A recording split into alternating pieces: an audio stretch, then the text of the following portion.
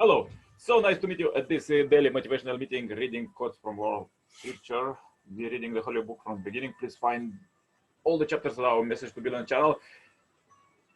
These quotes empower with positive vibe for the day billions of people and will help you to just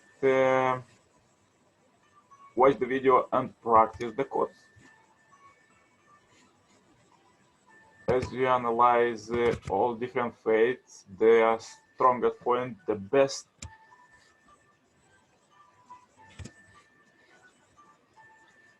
the next chapter. Let's read next chapter. History of God's providence. Founders, prophets, and saints. God operates his providence to save humankind through established religions. The religions in turn elevate human morality and ethics, leading to the creation of civilizations. Each of the major religions begins with its founder. Father Moon terms these founders saints and give pride of place to Jesus, Buddha, Confucius, and Muhammad as the four representative saints of humankind. Each founder is unique, proclaiming the core truth for the religion he expounded. For the Christians, it is the saving work of Christ alone that save, notwithstanding the accomplishments of the other founders, great as they may be. Likewise, the Muslim faith is defined uniquely by the message of Muhammad, the seal of the prophets, that is, the last and final prophet. The committed believer is confronted with one individual as the standard of truth, the exemplar and revealer who defines the true way. The declaration, I am the way, the truth, and the life, no one comes to the Father but by me, is comparable to. Outside of Buddha's dispensation, there is no saint. Muhammad is the seal of the prophets, and so on. For Father Moon, however, all the founders were sent by the one God. All bear witness to the one truth of God. All stand within a single providence of God that seeks to elevate people of every culture and every nation and prepare them to enter in his universal kingdom. Thus, Father Moon adds Buddha, Confucius, and Muhammad to that more familiar roster of God-chosen ones in providential history, which in the Western civilization begin with Abel and Noah and continues with Abraham, Isaac, and Jacob, Moses, David, Solomon, and the prophets up to Jesus. Judaism, Christianity, and Islam all regard themselves as heirs to his illustrious lineage. Judaism omits Jesus, of course, but adds a succession of great rabbis. Islam includes Jesus and adds a few Arabian prophets to its list, such as Ismail and Idris. Meanwhile, in the East, Hinduism recognizes a succession of avatars who arise from age to age to defeat the powers of evil and return the world to righteousness. Confucianism has its own lineage of saints, Chun Yu, Wen, and Wu, and the Duke of Chong. Confucius saw himself as recovering their ancient wisdom and tradition. This section treats the common characteristic of saints, pursuing of the truth, regardless of the cost, the desire to elevate society and all humankind to a higher ideal, a universal outlook that does not discriminate by nationality, wealth, or social status, faith in God or heaven as someone higher power and willingness to bear with the persecution and ostracism from ignorant societies. Subsequent section will treat these saints and prophets individually. with special attention on the Western biblical tradition. God's champions and messenger. Whenever the law declines and the purpose of life is forgotten, I manifest myself on earth. I am born in every age to protect the good, to destroy evil, and re-establish the law. Law, we inspire you, O Muhammad, as we inspire Noah and the prophet after him, as we inspire Abraham and Ismail and Isaac and Jacob and the tribes and the Jews and Job and Noah and Aaron and Solomon. And as we inspire into David the Psalms and the messengers we have mentioned to you before and messenger. We have not mentioned to you messengers of good cheer and of warning in order that mankind might have no argument against God after the messenger. God was ever mighty wise. Inasmuch as the birds of the celestial throne are all sent down from the heaven of the will of God, and as they all arise to proclaim his irresistible faith, they therefore are regarded as one soul and the same person, for they all drink from one cup of love of God, and all partake of the fruits of the same tree of holiness. These manifestations of God have each a threefold station, and is the station of pure abstraction and essential unity. I am disrespect if you call them all by one name and ascribe to them the same attribute you have not uttered from the truth, even as we has revealed no distinction to we make between any of his messenger, for they one and all summon the people of the earth to acknowledge the unity of God. The other is the station of distinction and pertain to the world of creation and its limitation. In this respect, each manifestation of God has a distinct individuality, a definitely prescribed mission, a predestined revelation, and specially designed limitations. Each of them is known by a different name, is characterized by a special attribute, fulfill a definite mission, and is entrusted with a particular revelation. To be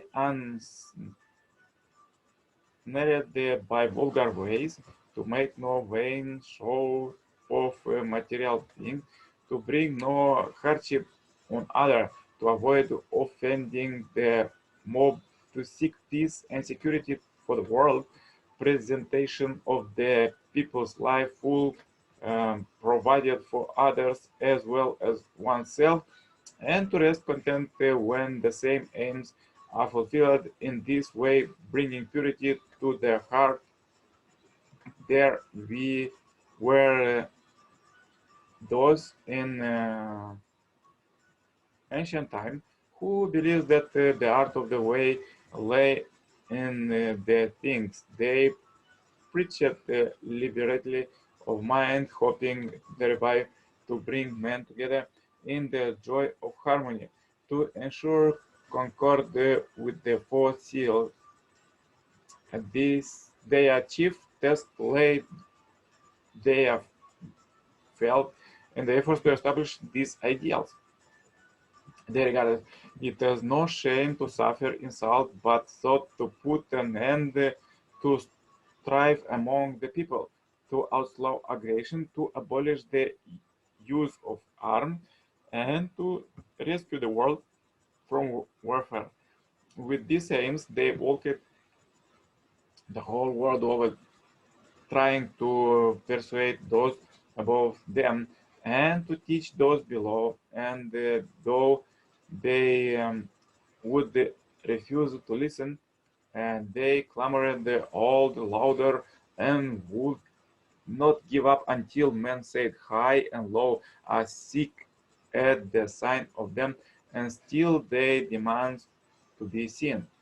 Time would fail me to tell the Gideon, Barak, Samson, Jephthah of David and Samuel, and the prophets who through faith conquered kingdom, enforced justice, received promises, stopped the mouth of lions, quenching the raging fire, escaped the edge of the sword, won straight out of weakness, became mighty in war, put foreign armies to flight.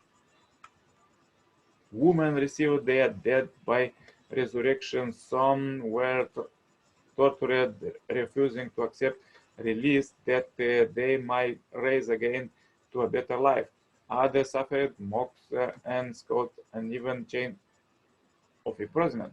They were stoned, they were sawn in two, they were killed with the sword, they went about in skins of sheep and goats, destitute, afflicted, ill-treated, of whom the world was not worthy, wandering over deserts and mountains and in dens and caves of the earth.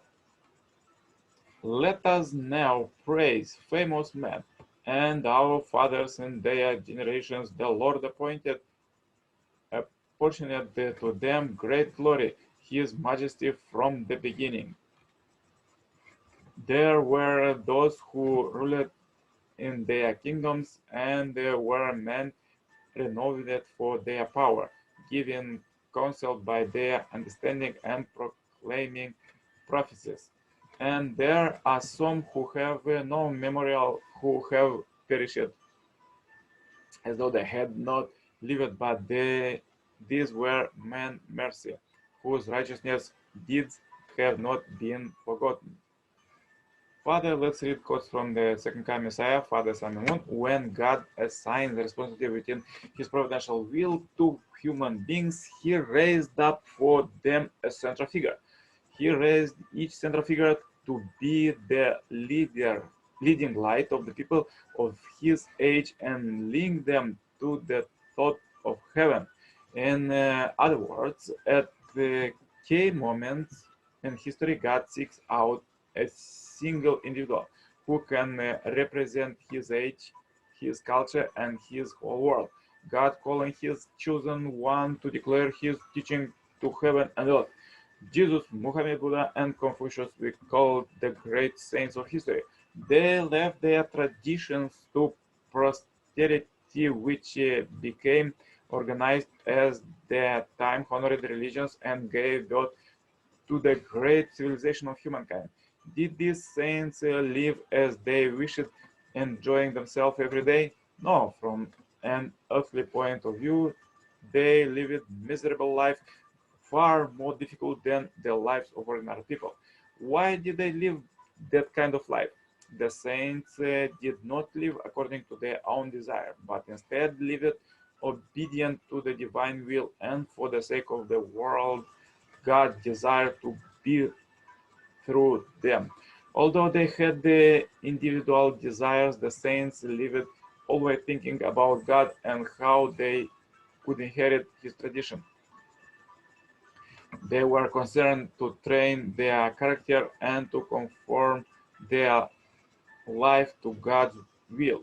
When they looked at their families, they thought about what would be the authentic family in the sight of God. They thought about how their society could be acceptable to God. They thought to understand that the tradition their nation should have in the sight of God. What did these founders of religion teach? They taught centered on God. They taught according to God's teachings and guided their people to do God's will. They did not teach their own will. They did not boast of their greatness. They passed away while proclaiming the God-centered worldview a God-centered way of life and God-centered understanding of the universe. God is the source of the principle that governs the universe. While creating the universe, God invested himself totally for the sake of his creation. Throughout history, God has continually sacrificed himself to save fallen human beings who have been living just as they desire. The prophets, saints, and sages who knew God's will followed God's principle in their own lives. Furthermore, they were not content to keep the truth to themselves, but walked the way of sacrifice to teach others. Moses, Confucius, Buddha, Muhammad, Socrates, and Jesus suffered hardship and persecution for their efforts to teach the people. They dedicated their lives to enlighten and liberate humanity. The Chinese character for saint had three parts representing earth, mount, and king. The combination of these three elements signifies a saint. If you link the meaning of a saint to the king of the mount and the king of the earth, here's what does this mean? As the king of the years, he comprehends, the interprets what he hears like a king. He does not simply repeat what he hears, for if he did, it could cause many troubles. As a king of the mouth, he is careful about the words he speaks. He knows that whatever he says could become a law. It could sway the destiny of his nation. What is the definition of a saint? A saint is someone who transcends national boundaries. The saints of history did not live merely for their own people or for their own tribe. They transcend national boundaries to live for the sake of all humanity. They could say, I will die for the sake of all humanity. I transcend all the boundaries that separate the thousands of ethics, group, and nation. I am beyond nations, beyond religions, and beyond races.